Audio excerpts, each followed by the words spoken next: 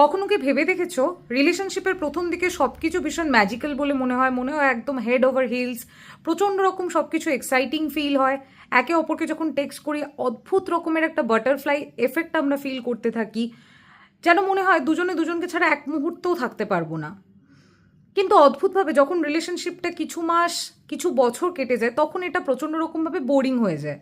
কিন্তু সেই same person আগে হয়তো তোমাকে সে যেভাবে ট্রিট করতো এখনও হয়তো ঠিক সেইভাবেই ট্রিটমেন্ট দেয়। সব কিছুই কনস্ট্যান্ট, কিন্তু আগের মতো সেই এক্সাইটমেন্ট লেভেলটা যেন থাকে না। সাইকোলজির ভাষায় এই সেরকম সিচুয়েশনকে বলা হয় হেডোনিক অ্যাডাপ্টেশন। এটা শুধুমাত্র যে রিলেশনশিপের ক্ষেত্রে হয় তা নয়, এটা মানি, সাকসেস সব কিছুর ক্ষেত্রেই ঘটতে পারে।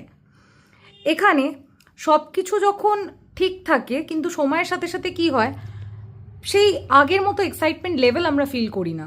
তখন সেই জিনিসটা, সেটা যে কোনো পরিস্থিতি হতে পারে, বোরিং হয়ে যায়। But the real question is, this is the test of love.